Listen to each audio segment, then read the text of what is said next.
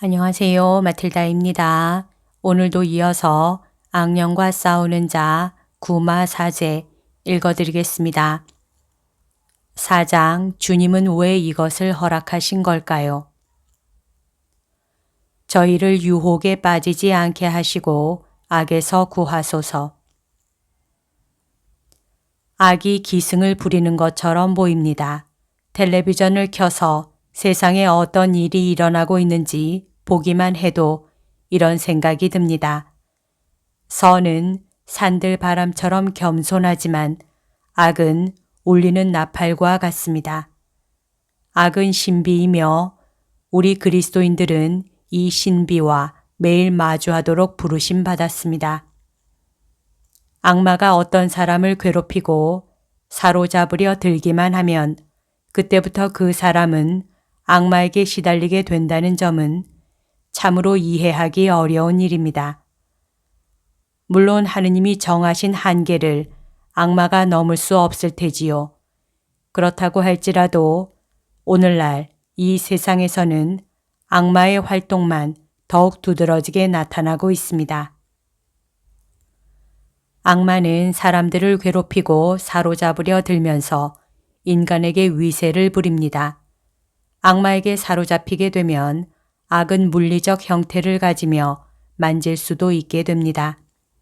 나는 구마사제로서 나를 찾아온 이를 영적으로 돕지 못할 때 가장 괴롭습니다.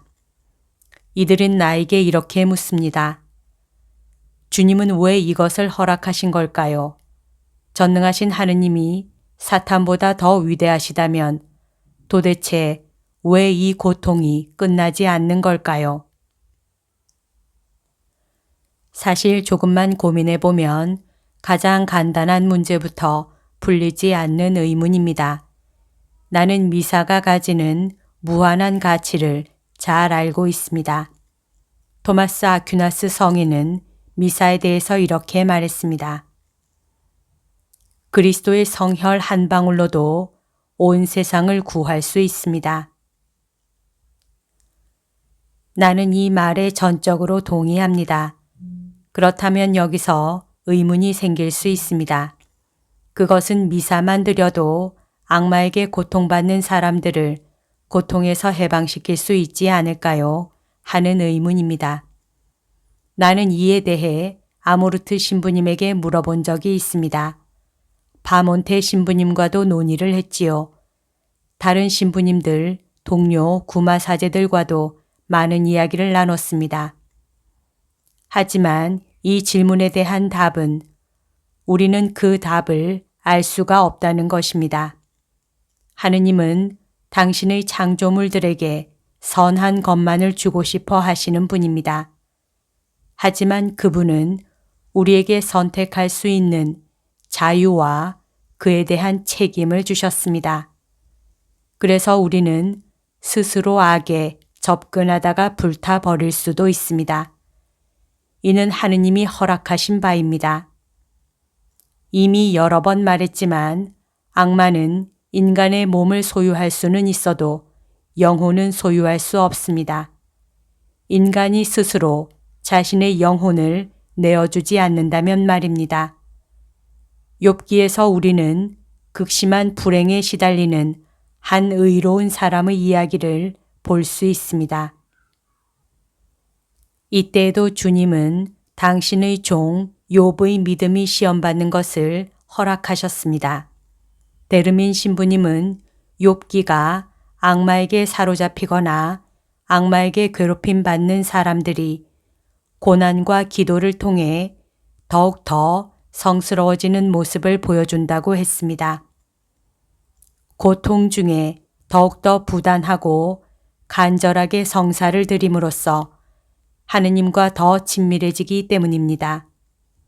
나에게 저주와 고통을 가져다 준 사람에 대한 화를 가라앉히고 진심으로 그 사람을 용서해 내면 곧 한 인간으로서 성장하고 거룩해지게 됩니다. 비록 이 모든 것은 혹독한 고통의 시간이 지난 후에야 찾아오지만 말입니다. 그러므로 이 고통은 개인과 가족들, 그리고 우리 모두를 정화시켜주는 고통이자 모두를 이롭게 하는 고통이라 할 수 있습니다. 나는 이 사실을 굳게 믿습니다. 그러나 아무리 이렇게 믿고 있어도 막상 고통받는 사람들의 절규를 들을 때면 마음이 너무 아픕니다. 이럴 때 믿음의 시련이 생깁니다. 솔직히 말하자면 나는 가끔 주님께 화를 내며 여쭐 때도 있습니다. 주님, 이들은 주님의 사람들이며 어린 양들입니다. 어찌 이들이 그리 고통받게 내버려 두실 수 있습니까?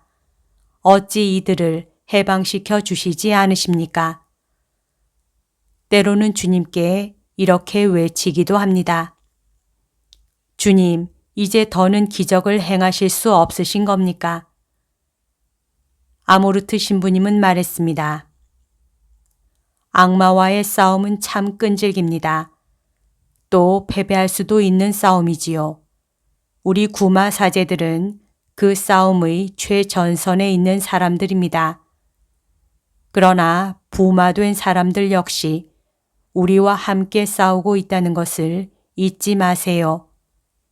이들은 악마의 희생자이면서 동시에 일반 사람들처럼 살아가야 한다는 십자가를 지고 있습니다. 일상에서 그들은 마음속이 아무리 절망스럽고 힘들어도 누구에게도 쉽게 마음을 털어놓을 수 없습니다. 하느님의 도우심 덕분에 나의 질문들이 믿음에 대한 의심으로 번지지는 않았습니다. 나는 미사의 효력 그리고 준성사인 구마 예식의 효력에 대해서는 한 번도 의심한 적이 없기 때문입니다. 그래도 가끔 좌절감이 들곤 합니다. 나는 이를 악마의 시도라고 봅니다. 좌절감에 빠뜨리는 것이 악마가 가장 즐겨 쓰는 책략 가운데 하나니까요. 나는 때때로 하느님을 원망하기도 합니다. 하지만 나는 그럴 때일수록 더욱 열렬히 기도합니다. 아모르트 신부님은 말했습니다. 나는 부마에 대해 너무 많은 설명을 하려 하지 않습니다. 부마 현상이 일어난다는 것, 그게 전부입니다. 악마에게 사로잡히는 것은 논리적으로 이해할 수 없는 악의 신비입니다. 그 악에 맞서 우리는 하느님께 기도를 드려야 합니다. 기도드리고 또 기도드려야 합니다. 하느님은 결코 우리를 버리지 않으시는 분입니다. 내가 지켜본 결과 나와 꾸준히 면담하며 열심히 기도를 바쳤던 사람들은 6개월 정도면 모두 자신들의 상황이 객관적으로 나아졌다고 느꼈습니다. 당사자뿐 아니라 가족들 모두가 그렇게 판단했습니다. 또한 가족들이 이 어찌할 수 없는 현상을 무기력하게 바라보기만 하지 않고 부마된 사람을 돕기 위해 함께 그 고통을 나눌 때 그들은 좀 더 좋아지는 모습을 보입니다. 예수님은 분명 제자들이 시험받도록 하셨습니다. 하지만 어둠이 제자들을 이기는 것은 허락하지 않으셨습니다. 그렇기 때문에 우리는 우리 또한 악마를 이길 수 있음을 확신할 수 있습니다. 프란치스코 교황님이 로마 사제들과의 회의에서 말했던 것을 상기해 보세요. 악마는 우리를 교묘하게 유혹하여 예수님이 아무런 도움을 주지 않고 우리를 떠나버리실 것이라고 우리가 믿게 만듭니다. 예수님 또한 올리브산에서 그러한 유혹을 받으셨습니다. 그분이 버림받았다고 느끼셨던 때지요. 그때 주님이 가르쳐 주셨던 주님의 기도, 그 기도의 마지막 문구가 이제 우리를 악마에게서 구해 줄 것입니다. 저희를 유혹에 빠지지 않게 하시고 악에서 구하소서. 여기까지가 오늘 들려드릴 내용입니다. 오늘도 하느님의 뜻 안에서 서로 사랑하는 하루 보냅시다. 사랑합니다. 축복합니다.